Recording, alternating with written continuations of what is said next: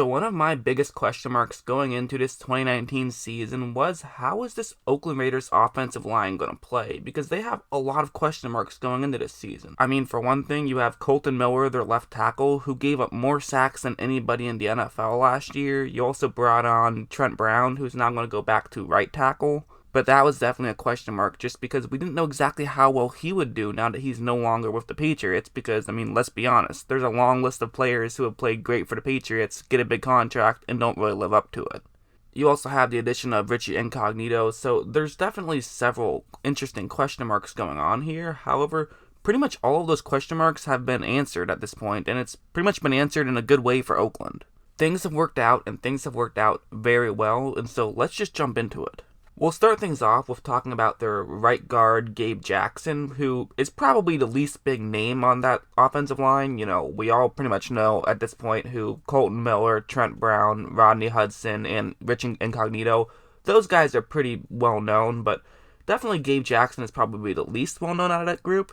But that's not to say that he's a bad player. He can absolutely make some solid blocks, and this plays a good example of that, where that's where he is on the screen.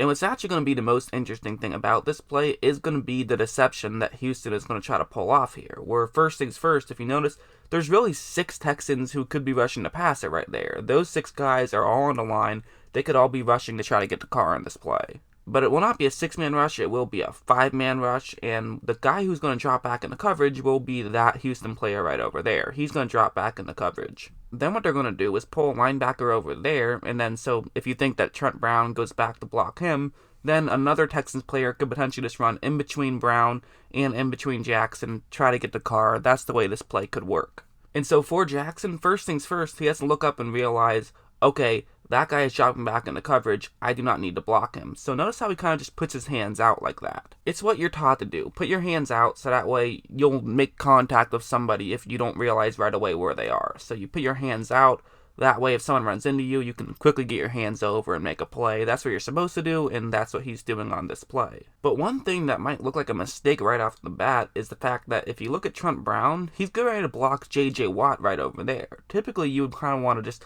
slide everybody over, you would think. Have Trent Brown block a linebacker, and then have Jackson move over to block J.J. Watt. But that's not what's going to happen here. And so typically you would think, okay, that means that Houston player can get completely free, but that is not the case because Oakland has a halfback who can run over and block him. He's also going to get chipped at the line, so Oakland still actually likes this matchup even though it's going to be a halfback against the linebacker because the linebacker is also getting chipped at the line, and so they trust that'll give them enough time for Carr to make a throw. So it's kind of just a perfectly executed play where everyone just understood their role. I mean, Watt's going to try to actually attack Jackson once he realizes Brown comes in to make the block, but he gets out of the way. Carr was able to make the throw. It wasn't complete, but it was just a smart play where everyone understood their role, and that's what you need in an offensive lineman. It's just guys who understand their role. It can really help you in the passing game, and honestly, I mean, for the Oakland Raiders, the passing game isn't even really that big of a concern just because Carr does get the ball out very quickly. So even when things don't necessarily go over perfectly, the fact that Carr can get the ball out quickly can help them in a lot of ways. Like in this play, it's going to be an example of Kolton Miller getting beat. What's going to happen is that there is a tight end in the game, but he's running a route, so it'll be Miller going one-on-one against Bradley Chubb right here, and, you know, Bradley Chubb, pretty good player.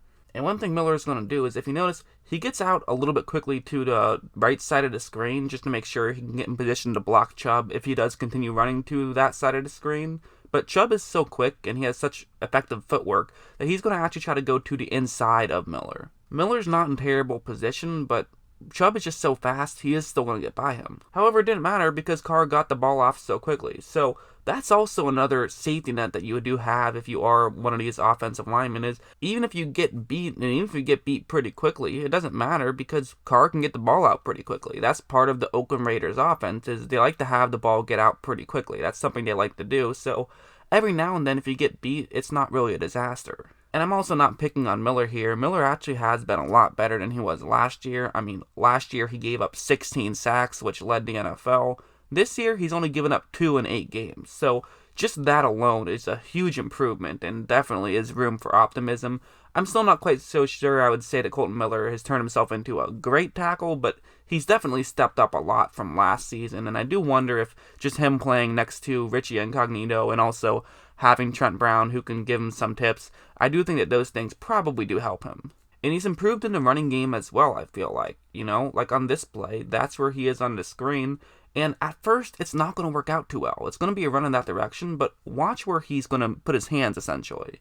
It's actually going to be in pretty good hand placement, but he fights to get the hands in good hand placement. However, now he has to get his feet back, because now he's kind of off balance, as you see. I mean, this isn't a great situation. But watch how he is going to quickly step his feet over and then be able to push the assigned man out of the way enough that his halfback is able to gain 7 yards on that play just because he created a hole, despite the fact that he had to get his feet over very quickly. That's very good footwork, and also, he got the hands in the right spot first and then had to get his feet over.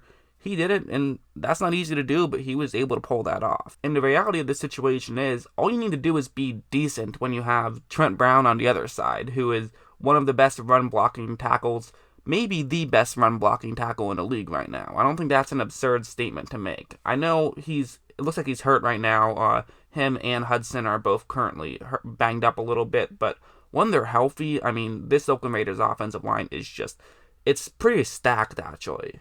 I mean, watch this play from Brown. Watch how that's the line he's going up against. And really what I want you to take a look at is Brown's power. That's what makes Brown so effective in the running game, is his power, the way that he moves the line of scrimmage up. And just watch how far he's going to push him. He pushes him almost a solid 5 yards further back and then gets off the block in a perfect time so that way he can't make a tackle. I mean, and also so that way you don't get a holding penalty. That's power at its finest, and also just a smart play of not doing anything stupid and, not taking a holding penalty, knowing exactly when to stop blocking him and just give him one last shove. I mean, really, that's what it comes down to, is just power, and he is one of the strongest guys, that is alive. I mean, he should be in a world's strongest man competition during the offseason, because it's just how he's able to push guys back. And clearly in the running game, I mean, we saw it last year with the Patriots. I mean, how often did we see them have the ball just be ran towards Trent Brown's area because he could push guys back so frequently? I do think that's a huge reason why you're now seeing the Patriots struggle a little bit to run the ball, whereas last year they could run the ball with ease because Trent Brown is no longer there. I know he's now playing right tackle, but the reality is when it comes to run blocking, it doesn't really matter too much whether you're a right tackle or a left tackle. And he's also great at pass blocking too, but I just wanted to show that play of him run blocking because that's interesting to watch. That's where he makes his money. That's why he got the big contract, because of his run blocking. And one other guy who is definitely a great player, which is the kind of the position that doesn't get the most credit, but it can be very valuable, and that's a center. My mindset has typically been, I don't really love going after above average centers. I usually like just, take a mediocre one or take an elite one, but I don't want the in-between part I don't really love, just because I feel like it's not often worth that money. However, if you can get an elite one like Hudson is, it is totally worth the money. Like on a play like this, for example, just watch him. It's going to be a running play, and he has a nose tackle. So this is a tough situation because you have to get your hands up very quickly if you're a center, which is not easy to do. And as we all know, hands are everything when it comes to blocking.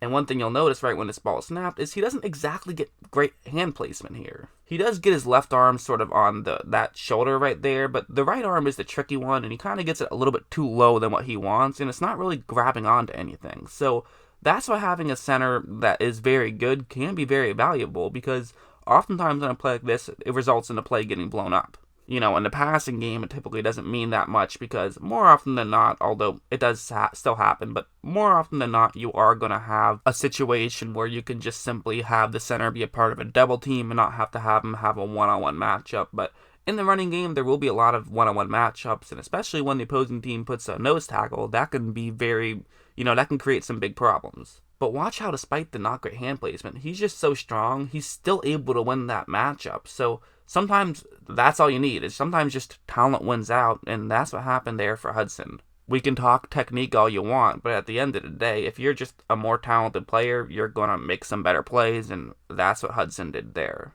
And there is also, of course, one guy I haven't mentioned yet. It's everybody's favorite player, Richie Incognito. Listen, I get it. He's not exactly the most well-liked player, but you know what? In terms of what he can do on the football field, he can play very well. So That's what makes him an effective guy. And like this play, will be a good example of what I'm talking about, because he does play with an edge as well. It's not just off the field that he plays with an edge, it's on the field as well. And what you'll see is what happens here, where that's where he is on a screen, and that's the Texan he's going up against. And one thing you're going to see him do is watch where he puts his right hand. Watch how he puts it almost on that neck area of his assigned man. Look at how high he gets that up, and he's just going to shove him out of the way, which, listen, whatever works. You got to get him out of the way somehow, and I'm sure those Texans defensive linemen aren't exactly being nice to Incognito either. So it's kind of playing with an edge, playing a little bit mean, but at the end of the day, he's getting the job done, and that's what he has to do. And at the end of the day, also, it's not illegal, so do whatever you can legally to make sure that you get him out of the way.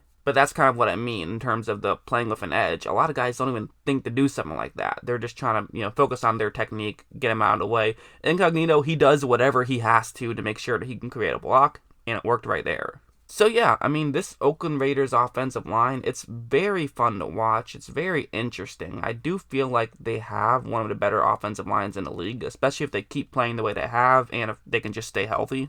And I do think it's a huge reason why we have seen Oakland just take a big jump. They have played significantly better. They're now 4-4, whereas last year they were obviously not that great.